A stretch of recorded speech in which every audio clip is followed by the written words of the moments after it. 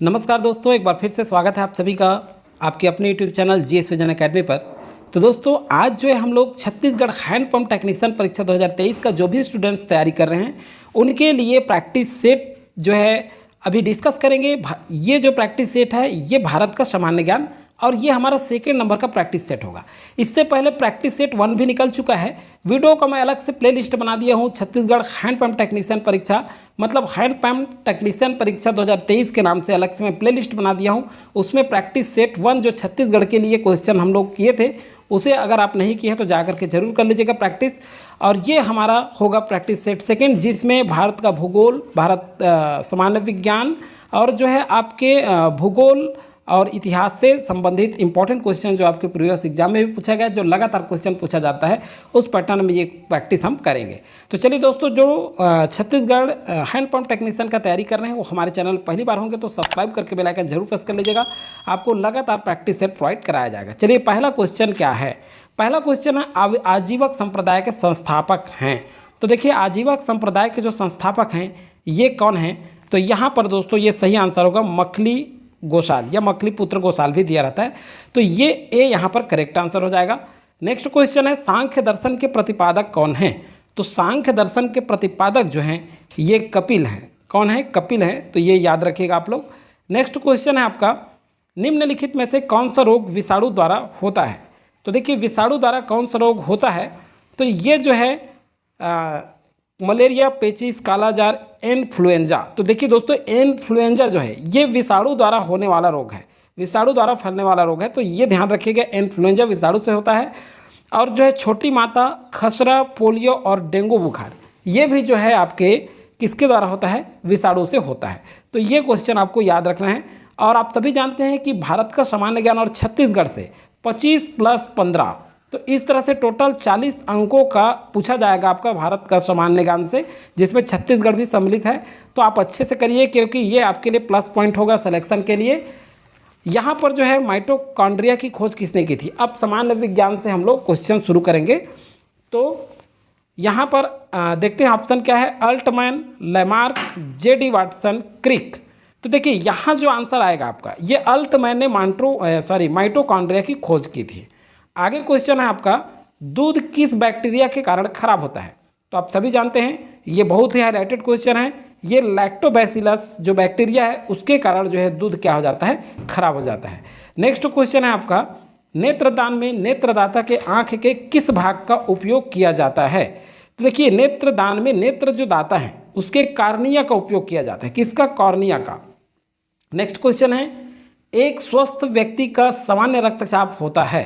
तो एक स्वस्थ व्यक्ति का जो सामान्य रक्तचाप होता है वो 120/80 होता है। ये ध्यान रखिएगा और ये क्वेश्चन बार बार पूछा गया है।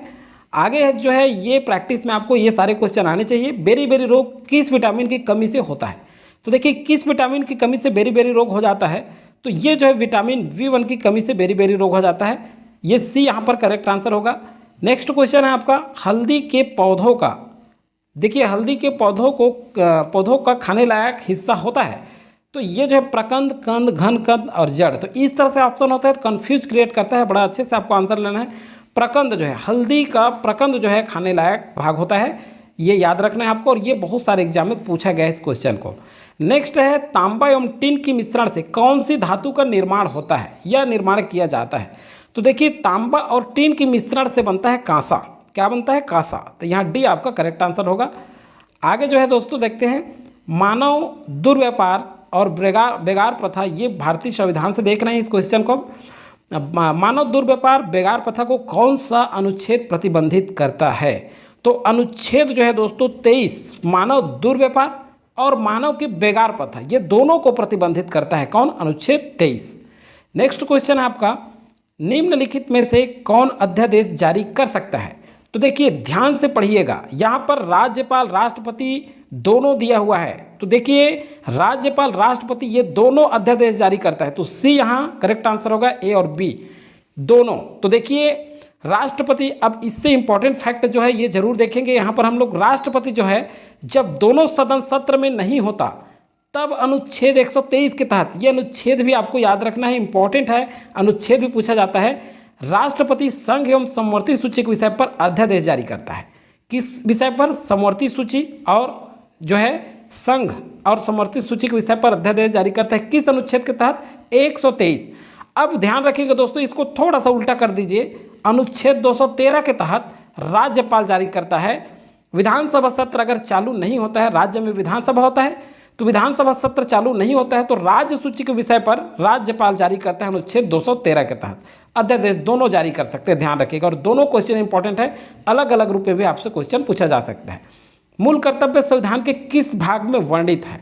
तो देखिए, मूल कर्तव्य जो है संविधान के भाग 4 क में वर्णित है। कन्फ्यूज नहीं होगा, भाग 4 भी लिखा हुआ है, तो 4 क में मूल कर्तव्य वर्णित है। नेक्स्ट है आपका, धन विधेयक किस सदन में पुनः स्थापित, पूर्व लिखा है, पुनः स्थापित किया जा सकता है, ये ध्यान रखिएगा।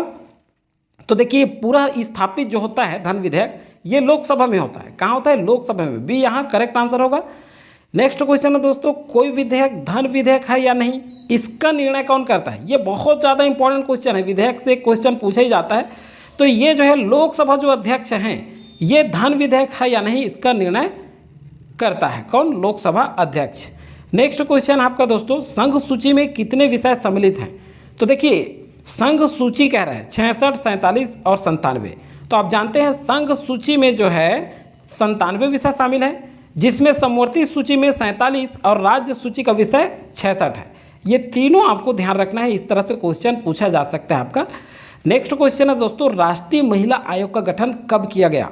तो राष्ट्रीय महिला आयोग का जो गठन है ये 1992 में किया गया और यह एक परामर्शदात्री संस्था है। रात्रि लिखा है, दात्री है, परामर्शदात्री संस्था है। राष्ट्रीय महिला आयोग अधिनियम 1990 के तहत 31 जनवरी 1992 को गठित किया गया और इसमें ज़्यादा इंपॉर्टेंट जो है ये प्रथम अध्यक्ष जयंती पटनायक थी, ये नाम भी आपको याद रखना है। तो इतने इंपॉर्टेंट फैक्ट आपको ध्यान रखना है इस क्वेश्चन से संबंधित। नेक्स्ट क्वेश्चन है आपका, भारत की सबसे प्राचीन पर्वत श्रृंखला कौन सी है? ये कम्युनिटी में भी हमारे द्वारा क्वेश्चन दिया गया था आपको। तो चलिए दोस्तों देखते हैं यहाँ पर देखें हम कि सबसे प्राचीन पर्वत श्रृंखला अरावली है। क्या है? अरावली है। सबसे नवीन अगर आपसे पूछ लिया जाए तो नवीन पर्वत श्रृंखला में ये हिमालय है। ये दोनों क्वेश्चन आपको याद रखना है, बहुत ज़्यादा इंपॉर्टेंट है। नेक्स्ट क्वेश्चन है आपका, शिव किला दर्रा किस राज्य में स्थित है? तो देखिए, शिव किला जो दर्रा है ये हिमाचल प्रदेश में स्थित है। किस राज्य में स्थित है? हिमाचल प्रदेश में।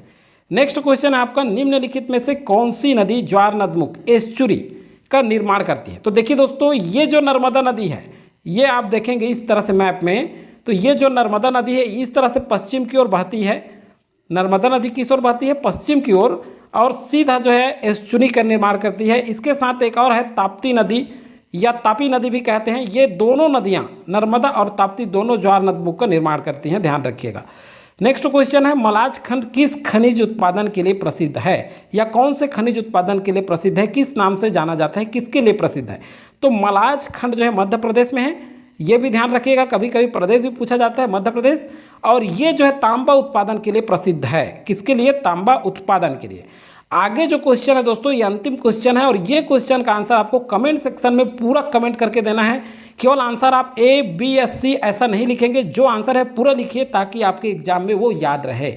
मैं इसलिए आपको लिखने के लिए बोलता हूँ क्योंकि जब आप लिख देते हैं तो आप बिल्कुल आपको स्थायी रूप से याद हो जाता है। मानसून शब्द की उत्पत्ति किस भाषा से हुई? अरबी, फ्रांसीसी, उर्दू, कोई नहीं। तो जो भाषा है उसे आप जरूर लिखें नाम सहित। अगर बी है तो बी, फ्रांसीसी, जो भी आंसर होगा, एक उदाहरण के तौर पर बता रहा हूँ, पूरा लिखें आप आंसर को, उसके बी, सी, डी सहित आंसर पूरा लिखें। तो दोस्तों आज की वीडियो में फिलहाल इतना ही था। लगातार वीडियो प्रोवाइड किया जाएगा और मैथ्स भी है आपका, तो मैथ्स का भी क्लास 10th लेवल में पूछा जा रहा है। तो 10th लेवल को छोड़ के हम 12th लेवल की तैयारी करने, बिल्कुल हमारा जो एग्ज़ाम है बहुत अच्छे से जाएगा। तो देखिए 10th लेवल का मैथ्स मैं आपको जरूर कराऊंगा जो आपके सिलेबस में है। तो चलिए दोस्तों आज की वीडियो में फिलहाल इतना ही, मिलेंगे नेक्स्ट वीडियो में नए जानकारी के साथ। तब तक के लिए थैंक यू, जय हिंद।